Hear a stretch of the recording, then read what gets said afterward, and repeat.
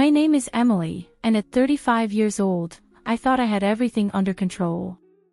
A respected financial analyst, married to Jack, a successful 40-year-old lawyer, our life seemed perfect in everyone's eyes.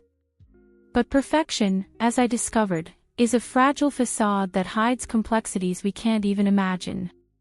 Our marriage began like a modern fairy tale. We were young, ambitious, and in love.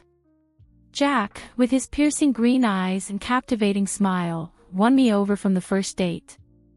In the early years, we were inseparable. We shared dreams, plans, and a connection that seemed unbreakable. But time, that relentless master of transformations, began to weave its silent web in our relationship. Gradually, almost imperceptibly at first, Jack started to grow distant. The nights of conversation around the dinner table were replaced by silences filled only by the sound of cutlery. Weekends, once full of outings and laughter, gave way to Jack hunched over endless case files. I tried to understand, to justify. It's just a phase, I told myself. His work is demanding, this will pass. But weeks turned into months, and months into years. And there I was, sleeping next to a stranger I once knew so well. It was in this context of veiled loneliness that Olivia entered our lives. Young, vibrant, at 28 years old and with contagious energy, she was hired as Jack's assistant. At first, I confess, I felt a twinge of jealousy. Jack's frequent mentions of her, the sparkle in his eyes when talking about the work they were doing together, all of this awakened a dormant monster of insecurity in me. I decided to meet this Olivia. Maybe to mark my territory, maybe out of pure curiosity. I invited her for coffee, mentally preparing myself not to like her. But fate, in its relentless irony, had other plans. Olivia was charming. Not just pretty, with her brown curls and honey-colored eyes, but genuinely interesting. Intelligent, funny, and, surprisingly, a great listener. That afternoon, we talked about everything and nothing. About books, movies, dreams, and fears. For the first time in years, I felt truly seen. Our friendship blossomed quickly. Coffee meetings turned into lunches, which in turn evolved into entire afternoons of conversation. With Olivia, I laughed like I hadn't in years. I felt light, alive. And, at some point I can't pinpoint, I started to look forward to our meetings in a way that went beyond simple friendship. It was on a rainy autumn afternoon that everything changed. We were in Olivia's apartment, savoring a red wine while the rain beat against the window. We were talking about relationships, and I, perhaps emboldened by the wine, perhaps by the intimacy we had built, vented about my marriage. About the loneliness, the distance, the emptiness I felt. Olivia listened in silence, her eyes fixed on mine. And then, in a smooth motion, she leaned in and kissed me. It was a tender kiss, hesitant, loaded with unasked questions. When we separated, I saw in her the reflection of my own surprise and desire. Emily, she began, but I interrupted her with another kiss, this time deeper, more urgent. Years of repressed emotions, of longing and desire, exploded in that moment. We made love right there, on the couch, with the rain as a silent witness to our transgression. Afterwards, lying in each other's arms, reality began to seep into our bubble of happiness. What had we done? What did this mean? And, more importantly, what would we do now? The days that followed were an emotional roller coaster. Guilt, ecstasy, fear, and desire alternated in a frenzied rhythm. I avoided Olivia for a week, trying to put my thoughts in order. But every time my phone vibrated with a message from her, my heart raced. Finally, after sleepless nights and days of anguish, I decided we needed to talk. We met in a discreet park, away from curious eyes. Olivia was nervous, biting her lip in a way I found irresistibly adorable. "Emily," she began, her voice trembling, "I know what we did was wrong. You're married, and I didn't even know I liked women until I met you. But what I feel for you is real. More real than anything I've ever felt." Her words echoed my own feelings. "Olivia," I replied, taking her hands in mine, "I'm confused too. Scared. But I've never felt so alive as when I'm with you." On that park bench, with the late afternoon sun painting the sky pink and orange, we made a decision that would change our lives forever. We decided to continue our relationship, in secret. It wasn't the most ethical choice, we knew that. But at that moment, it seemed like the only possible choice. The months that followed were a mix of ecstasy and paranoia. Each meeting with Olivia was an explosion of passion and intimacy. I discovered parts of myself I didn't even know existed. With her, I was free to be myself, without masks or expectations. Paradoxically, my marriage to Jack began to improve. Free from the pressure and frustration I felt before, I was more relaxed at home. Jack, always absorbed in his work, noticed the change and seemed to appreciate it. We started having lighter conversations during dinner, and occasionally even went out for a movie or dinner. Guilt, however, was a constant companion. Each of Jack's smiles, each gesture of affection, was a stab in my heart. I was betraying him, and yet, I couldn't stop. The happiness I found with Olivia was too addictive to abandon. Olivia also struggled with her own demons. "Sometimes I feel terrible," she confessed to me one night, as we lay in her bed. "As if I'm stealing you from Jack.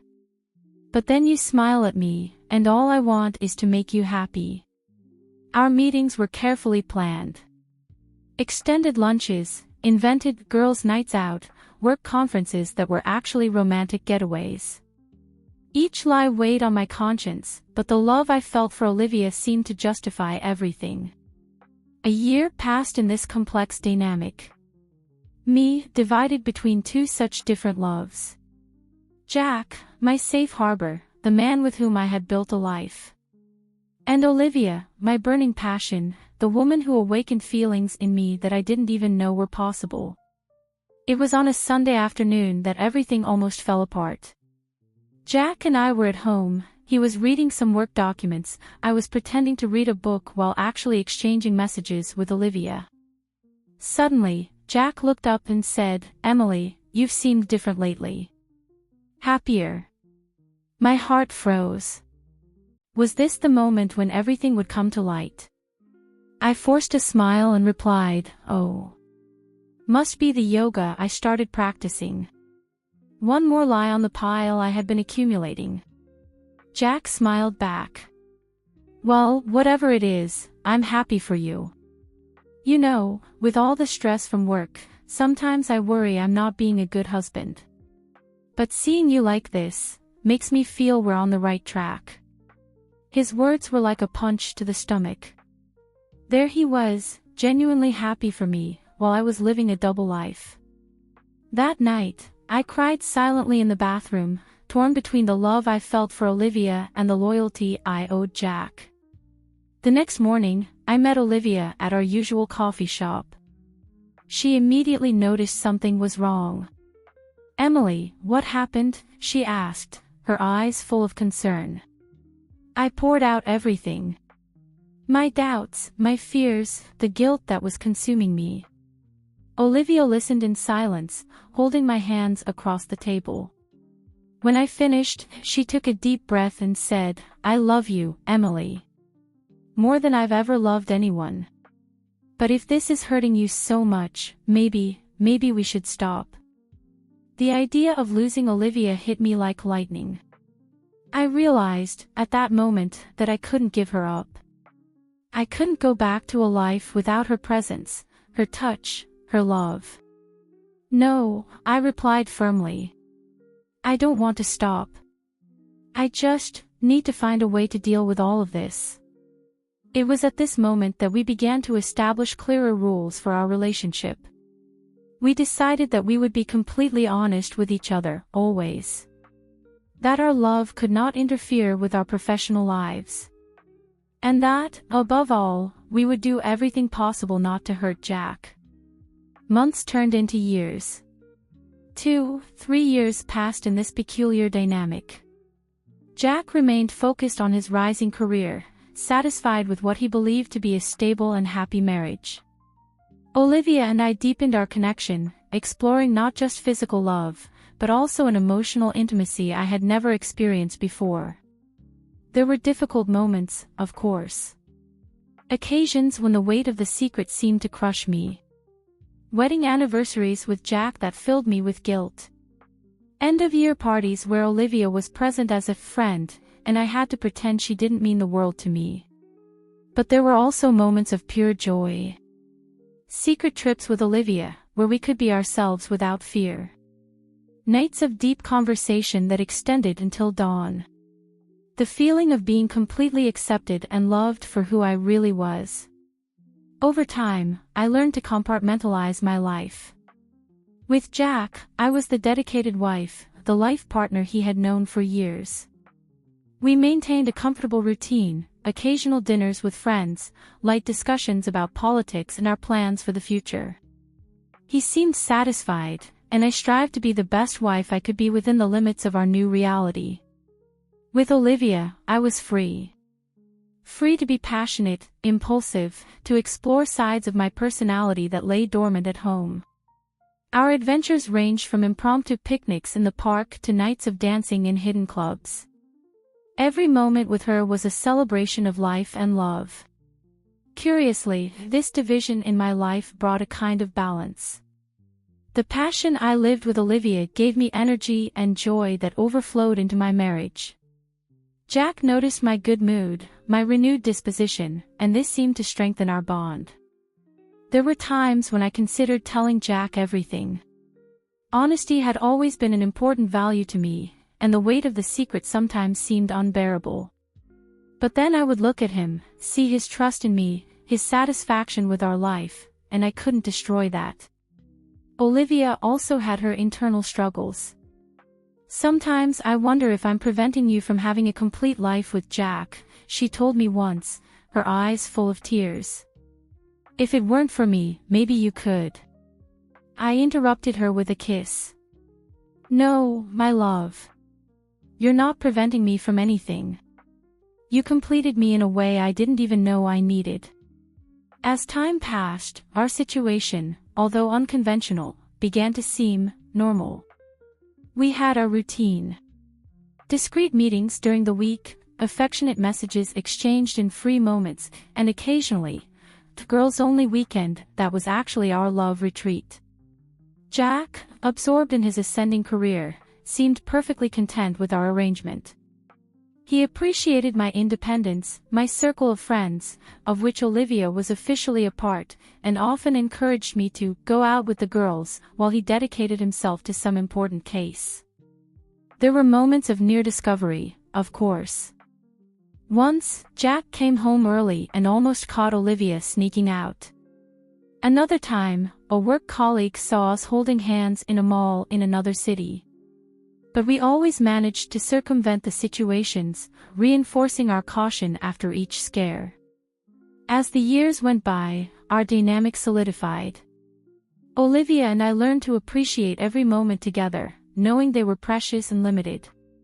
We developed our own language, made of looks, discreet touches, and coded words that we used even in the presence of others. Jack, in turn, flourished in his career. He became a partner in the law firm, which meant even more working hours. This, ironically, facilitated my double life. I was genuinely proud of his achievements and supported him on his professional journey, but I also took advantage of the spaces his absence created to be with Olivia. As we approached our 40s, Olivia and I began to reflect more deeply on our future. "What will happen to us 10, 20 years from now?" she asked me one night, as we watched the stars from the terrace of her apartment. It was a question I often asked myself. "I don't know, my love," I answered honestly. "But I know I want you in my life, somehow, forever." This uncertainty about the future sometimes weighed on us. Olivia, younger, occasionally expressed the desire to have children, to build a family. It was a dream I couldn't fulfill with her, and this brought a twinge of sadness to our relationship. "Maybe you should find someone who can give you that," I suggested once, my heart breaking just thinking about the possibility. Olivia looked at me with an intensity that took my breath away. "Emily, you are my family. What we have here, now, is more real and deeper than anything I could dream of with someone else." It was moments like these that solidified my certainty that, despite all the complications, what we had was too special and valuable to be abandoned. Meanwhile, my relationship with Jack entered a new phase. With both of us established in our careers, we started to travel more, to explore new hobbies together. Surprisingly, I discovered that I still genuinely enjoyed his company. Our years together had created a bond of friendship and companionship that, although different from the passion I felt for Olivia, had its own value. It was during one of these trips, an extended weekend at the beach, that Jack surprised me with an unexpected conversation. "Emily," he began, as we walked along the sand at sunset, "are you happy?" The question caught me off guard. For a moment, I feared he had discovered something about Olivia. But his tone was calm, curious. "Yes, I'm happy," I replied, and realized it was true. Complicated, divided, but happy. He smiled, seeming relieved. "You know, sometimes I worry that I'm not the husband you deserve. I work too much, I'm not as present as I should be. But seeing you happy, fulfilled, that means a lot to me." His words hit me like waves. There he was, worried about being a good husband, while I was living a double life. Guilt, an old acquaintance, came back in full force. "Jack," I began, not knowing exactly what I would say, "you're a great husband. Our life together, it's good." He pulled me into a hug, and we stood there, watching the sun plunge into the horizon. At that moment, I felt a deep love for him. Different from what I felt for Olivia, but equally true. This conversation affected me for weeks. I shared it with Olivia, who listened with her usual compassion. "Emily," she said softly, "you have a heart big enough to love us both. Don't torture yourself over it." The years continued to pass, and our situation, although unconventional, became our normality. Olivia and I celebrated discrete anniversaries of our relationship, while I continued to build memories with Jack. There were moments of crisis, of course. Once, Olivia met someone who made her question our arrangement. I spent weeks in agony, fearing losing her. But in the end, she chose to stay. "What we have is too rare to be abandoned," she told me. Another time, Jack went through a difficult phase at work and needed me more. Balancing his emotional needs with my commitment to Olivia was a challenge that left me exhausted. But somehow, we managed to overcome it. As we approached our 50s, I began to reflect on the choices I had made. I had lived a double life for almost 2 decades. Part of me wondered if I had missed out on something by not dedicating myself completely to a single relationship. But then I looked at the wealth of experiences I had accumulated, at the deep love I felt for both Jack and Olivia, and realized I wouldn't change anything. Olivia, now 43, was more stunning than ever. Our relationship had matured like a fine wine, gaining depth and complexity over time.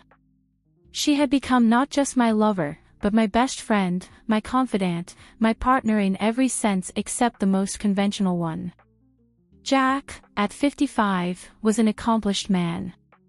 His career had reached new heights, and he was finally starting to slow down, dedicating more time to us.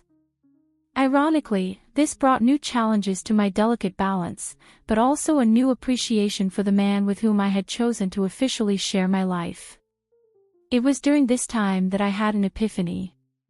I realized that love, in all its forms, was what gave meaning to my existence. The maternal love I felt for the nieces and nephews I helped raise. The fraternal love for the friends who supported me over the years, even without knowing the whole truth. The romantic and passionate love for Olivia. And the companionate love, built over decades, for Jack. Each of these loves was unique, special, irreplaceable. And I was incredibly grateful for having the opportunity to experience all of them. One day, sitting in the backyard with Jack, watching the sunset, he turned to me with a serene smile. "You know, Emily," he said, looking back, "I think we've made a good life together." I held his hand, feeling the familiar texture of his skin. "Yes," I replied, my voice choked with emotion, "we have." That night, lying in bed next to Jack, I sent a message to Olivia, "I love you. Always." Her response came almost instantly, "I love you more. Forever." And there, in that moment, I realized I had found my own kind of happiness. It wasn't perfect, it wasn't conventional, and it certainly wasn't something I could easily explain to the world. But it was mine. And it was real. Looking to the future, I don't know exactly what it holds. I know there will be challenges, moments of doubt, maybe even crises. But I also know that I have two incredible loves by my side, each filling a different part of my soul. Jack, my life companion, the man who has known me for so many years and still chooses to stay by my side. And Olivia, my passion, my accomplice, the woman who showed me parts of myself I didn't even know existed. Maybe one day the truth will come out. Maybe Jack will discover it, maybe circumstances will force us to make difficult choices. But for now, I live each day fully, appreciating love in all its complex and wonderful forms. It's not a conventional love story. It's not the kind of thing you read in novels or see in movies. It's complicated, sometimes painful, often confusing. But it's my story. And, in the end, it's a story of love. Love for Jack, love for Olivia, and above all, love for life and all its unexpected possibilities. As I write these words, I feel a mix of emotions. Gratitude for having experienced such deep and multifaceted love. Guilt for not having been completely honest with Jack. Joy for the wonderful memories created with Olivia. And a kind of peace, knowing that, despite all the complications, I lived, and continue to live, a life full of love. I don't know what the future holds. I don't know if our arrangement will continue to work for the next years, decades. But I know that every moment, every smile, every tear, every stolen kiss and every quiet night, it was all worth it. For those reading this story, perhaps judging, perhaps understanding, I leave a message: love is complicated. It comes in forms that we don't always understand or expect. Sometimes it catches us by surprise, takes us down paths we never imagined we'd travel. But if there's one thing I've learned in all these years, it's that love, in all its forms, is what gives meaning to our existence. So, love. Love deeply, love completely. Love even when it's difficult, even when it's complicated.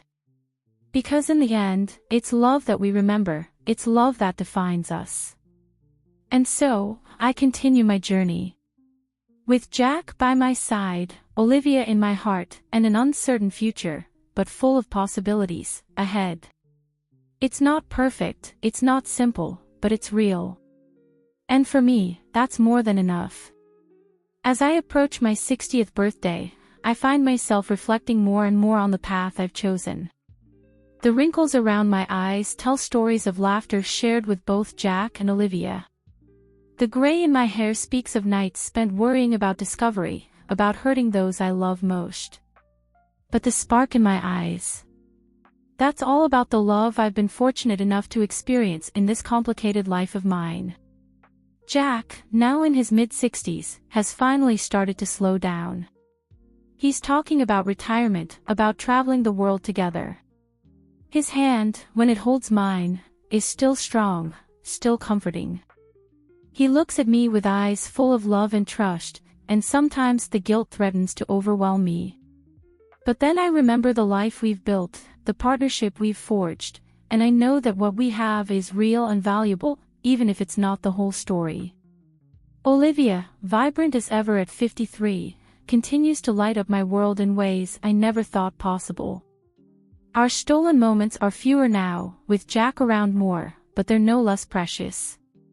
We've perfected the art of conveying a world of emotion in a single glance, a brief touch. She started talking about the future more seriously now, about what happens as we get older. "I want to grow old with you," she told me recently, her voice a mix of determination and fear. "I don't know how, but I want that." The complexity of our situation has only increased with time. Jack and Olivia have become friends over the years, often spending time together at social gatherings. Watching them laugh together, seeing the genuine affection between them, is both beautiful and heartbreaking. There are moments when I want to confess everything, to lay bare the truth of our tangled lives. But then I think of the pain it would cause, the relationships it would destroy, and I hold my tongue. Our children, Jack's and mine, are grown now, with lives and families of their own. They adore Aunt Olivia, never suspecting the depth of her role in their mother's life. Sometimes, when we're all together for family gatherings, the weight of the secret feels almost unbearable. But then Olivia will catch my eye across the room, or Jack will squeeze my hand under the table, and I'm reminded of the love that has sustained me through all these years. There have been close calls over the decades. A misplaced text message, a lipstick stain in the wrong place, a colleague who saw too much. Each time, my heart would race, my palms would sweat, and I'd be sure this was the moment it would all come crashing down. But somehow, we've managed to keep our delicate balance, our precious secret. The guilt, I've learned, never fully goes away. It's a constant companion, a shadow that follows me even on the brightest days. But I've also learned that guilt can coexist with joy, with love, with a life well lived. It's not a burden I would wish on anyone else, but it's one I've learned to carry. As I look towards the future, I find myself facing new questions. What happens when one of us gets sick? Who will be there to hold my hand in the hospital? How do we navigate the complexities of aging while maintaining this double life? There are no easy answers, but then again, nothing about this journey has been easy. Yet, for all the complications, for all the guilt and fear and uncertainty, I can't bring myself to regret the choices I've made. The love I feel for Jack, steady and comforting like a warm hearth, has only deepened over time. And Olivia. She still makes my heart race like a schoolgirl with her first crush. These two loves, so different and yet both so vital, have shaped me into the woman I am today. I often wonder what my younger self would think if she could see me now. Would she be shocked? Disappointed? Or would she understand that love, real love, doesn't always fit into the neat boxes society provides? There are days when the weight of it all feels too heavy to bear. Days when I long for simplicity, for a life where I don't have to constantly watch my words, guard my expressions, live in fear of discovery. But then I'll catch a glimpse of Jack's smile, or feel the warmth of Olivia's hand in mine, and I know that this complicated, messy, beautiful life is exactly where I'm meant to be. As I write these words, I'm acutely aware that I'm leaving behind a record of our unconventional love story. Perhaps one day, after we're all gone, someone will find this and finally understand the true nature of our relationships. The thought is both terrifying and oddly comforting. To anyone who might be reading this in the future, I want you to know, I didn't set out to live a double life. I didn't plan to fall in love with two people, to build a life balanced on secrets and stolen moments. But love, real love, doesn't always ask permission. It doesn't always follow the rules. Sometimes it crashes into our lives unexpectedly, turns everything upside down, and leaves us to figure out how to move forward. I don't know what the coming years will bring. Will Jack and I celebrate our golden anniversary, still bound by love and shared history, even as my heart beats for another? Will Olivia and I find a way to be together more openly as we enter our twilight years? Or will the truth finally come to light, forcing us all to confront the reality of our intertwined lives? Whatever happens, I know this: I have loved, and been loved, more deeply than I ever thought possible. I have experienced the comfort of a long-term partnership and the passion of a love that defies societal norms. I have laughed, cried, feared, hoped, and lived fully, even if not always honestly. As I close this chapter of my story, I'm reminded of something Olivia once said to me: "Love isn't a finite resource, Emily. Your heart expands to make room for all the love it needs to hold." And so, my heart has expanded, grown, stretched to encompass this complicated, beautiful love that defines my life. To Jack, my anchor, my partner in life's journey, thank you for your steadfast love, your unwavering support, your ability to make me feel safe even when my world feels like it's spinning out of control. To Olivia, my passion, my secret heart, thank you for showing me parts of myself I never knew existed, for loving me fiercely and without reservation, for being willing to share me even when it hurts. And to love itself, in all its complex, messy, glorious forms, thank you for the joy, the pain, the growth, the challenges. Thank you for making my life rich and full, even when it's far from simple. As the sun sets on another day in this unconventional life of mine, I find myself filled with gratitude. For the love I've given and received, for the experiences that have shaped me, for the strength I've found to navigate this complicated path. I don't know what tomorrow will bring. I don't know if I'll ever find a way to reconcile the different parts of my life, to bring my two loves together in the light of day. But I do know this: I will continue to love, fully and without reservation. I will cherish every moment with Jack, every stolen hour with Olivia.